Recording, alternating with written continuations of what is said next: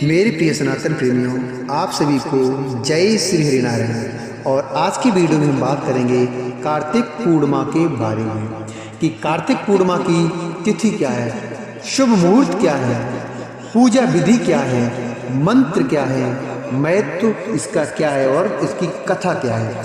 इसके बारे में आज हम आपको इस वीडियो में बताएंगे। कृपया ये सब जानने के लिए वीडियो में अंत तक बने रहिएगा ताकि आपको सारी जानकारी मिल सके। तो कार्तिक पूर्णिमा और देव दिवाली की डेट को लेकर लोगों के मन में आज तक कंफ्यूजन बना हुआ है। तो हम आपको बताते हैं कार्तिक पूर्णिमा का स्नान व्रत कब किया जाएगा और देव दिवाली किस दिन मनाई जाएगी।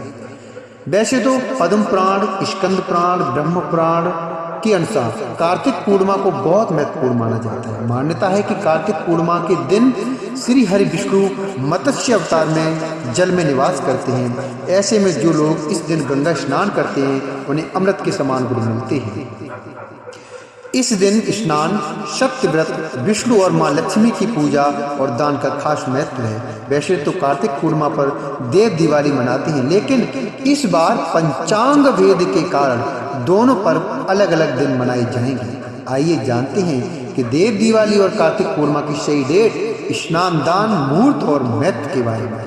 तो पंचांग के अनुसार कार्तिक पूर्णिमा 26 नवंबर 2023 को दोपहर 3:53 से शुरू होगी और अगले दिन 27 नवंबर 2023 को दोपहर 2:45 पर इसका समापन होगा। उदया तिथि के अनुसार कार्तिक पूर्णिमा 27 नवंबर को मनाई जाएगी। इसी दिन सत्यनारायण भगवान की पूजा, पूर्णिमा व्रत, कार्तिक गंगा स्नान, दान करना उत्तम होगा। इस साल देव दीपावली कार्तिक पूर्णिमा से एक दिन पहले यानी कि 26 नवंबर 2023 दिन रविवार को मनाई जाएगी, क्योंकि जब पूर्णिमा तिथि प्रदोष काल में विद्यमान होती है उसी दिन देव दिवाली मनाई जाती है। हिंदू धर्म के अनुसार इस दिन देवतागण धरती लोक पर आते हैं और भक्त उनके निमित्त शाम को दीप दान करते हैं। इसी रात को लक्ष्मी पूजा भी की जाती है और चंद्रमा को अर्घ्य दिया जाता है। आइए अब जानते हैं कार्तिक पूर्णिमा 2023 की शुभ मुहूर्त क्या है। तो पूर्णिमा स्नान सुबह 5:05 से सुबह 5:58 जो कि 27 नवंबर 2023 को है। सत्यनारायण व्रत पूजा सुबह 9:30 से सुबह 10:49 तक और प्रदोष काल अर्थात दीपदान शाम 5:24 से रात 7:05 तक है। चंद्रमा पूजा शाम 4:29 और लक्ष्मी पूजा 26 नवंबर रात 11:41 से 27 नवंबर 2023 प्रातः 12:35 तक है। तो आइए अब जानते हैं पूजा विधि के बारे में। 27 नवंबर को कार्तिक पूर्णिमा के दिन सुबह उठकर ब्रह्म मुहूर्त में स्नान करें। अगर आसपास में गंगा नदी मौजूद है तो वहाँ स्नान करें। अगर ना हो तो घर के पानी में थोड़ा सा गंगा जल मिलाकर स्नान करें। सुबह के वक्त मिट्टी के दिए में घी या तिल का तेल डालकर दीपदान करें। भगवान श्री विष्णु का पूजन करें। पूजा के समय इस मंत्र का जप करें। नमो ईष्टवन् अनंताय सहस्त्रमूर्तये सहस्त्रपादाच्छिशिरोरुबाहवे सहस्त्रनामने पुरुषाय शाश्वते सहस्त्रकोटियुगधारिणे नमः। इस मंत्र का जाप करें। इस दिन घर में हवन करवाएं अथवा पूजन करें। घी, अन्न या खाने की कोई भी वस्तु दान करें। सायंकाल के समय किसी भी मंदिर में दीपदान करें। इस दिन श्री विष्णु सहस्त्रनाम विष्णु चालीसा का पाठ करें और मंत्रों का उच्चारण करें। मंत्र इस प्रकार हैं। ओम विष्णवे नमः, ओम नारायणाय नमः, ओम शौम शौमाय नमः, ओम नमः शिवाय, ओम चंद्रमस्यै नमः आदि का अधिक से अधिक जाप करें। अब आइए जान लेते हैं कार्तिक पूर्णिमा के स्नान के महत्व के बारे में। तो धार्मिक मान्यता के अनुसार कार्तिक पूर्णिमा पर गंगा नदी में स्नान करने से 1000 बार गंगा स्नान करने के समान फल मिलता है। व्यक्ति के जन्मों के पाप धुल जाते हैं।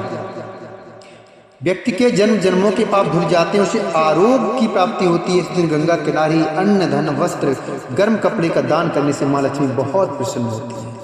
आइए अब जानते हैं कि देव दिवाली क्यों मनाई जाती है। देव दीपावली अधर्म पर धर्म की जीत का प्रतीक है। मान्यता है कि कार्तिक पूर्णिमा तिथि पर भगवान शिव ने त्रिपुरासुर नामक राक्षस का वध किया था। उसके वध से प्रसन्न होकर सभी देवी और देवता काशी नगरी पहुंचे और वहां पर गंगा स्नान करने के बाद दीप जलाए और शंकर जी की उपासना की थी। आइए साथ ही हम जानते हैं कि कार्तिक पूर्णिमा के कुछ उपाय के बारे में, जिनके उपाय करने से बहुत कुछ मिल जाता है। अगर आपकी आर्थिक स्थिति कमजोर हो तो आप कार्तिक पूर्णिमा के दिन सुबह स्नान करके अन्न जल ग्रहण करने से पहले पीपल के पेड़ पर दूध में शक्कर मिलाकर चढ़ाएं। ऐसा करने से आपको माँ लक्ष्मी की कृपा प्राप्त होगी, साथ ही धन दौलत में बढ़ोतरी होगी, क्योंकि पूर्णिमा के दिन माँ लक्ष्मी प्रसन्न मुद्रा में पीपल के पेड़ पर वास करती है।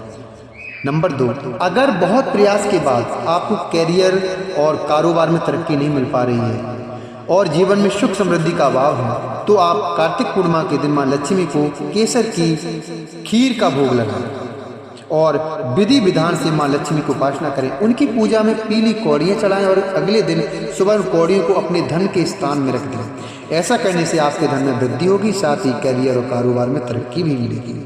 नंबर 3, अगर आप पर कर्जा बहुत हो गया है और जीवन में सुख समृद्धि का अभाव हो तो कार्तिक पूर्णिमा के दिन पवित्र नदियों में जाकर दीप दान करें। ऐसा करने से आपको कर्ज से मुक्ति मिल सकती है, साथ ही जीवन में सुख समृद्धि का वास रहेगा। आइए अब जान लेते हैं कार्तिक पूर्णिमा की कथा के बारे में। इस दिन की पौराणिक कथा के अनुसार तारकासुर नाम का एक राक्षस था। उसके 3 पुत्र थे, तारकाक्ष, कमलाक्ष और विद्युन्माली। भगवान शिव के बड़े पुत्र कार्तिकेय ने तारकासुर का वध किया। अपने पिता की हत्या की खबर सुन तीनों पुत्र बहुत दुखी हुए। अपने पिता की मृत्यु का समाचार सुनकर वो तीनों पुत्र बहुत ही दुखी हुए। तीनों ने मिलकर ब्रह्मा जी से वरदान मांगने की घोर तपस्या की। ब्रह्मा जी ने तीनों की तपस्या से प्रसन्न होकर बोले, मांगो, क्या वरदान मांगना चाहते हो। तीनों ने ब्रह्मा जी से अमर तत्व अर्थात अमर होने का वरदान मांगा, लेकिन ब्रह्मा जी ने उन्हें इसके अलावा कोई दूसरा वरदान मांगने को कहा, अर्थात उन्होंने मना कर दिया कि ये वरदान नहीं, इसके अलावा कोई वरदान आप मांग लो। तीनों ने मिलकर फिर सोचा और इस बार ब्रह्मा जी से 3 अलग अलग नगरों का निर्माण करवाने के लिए कहा, जिसमें सभी बैठकर सारी पृथ्वी और आकाश में घूम सके।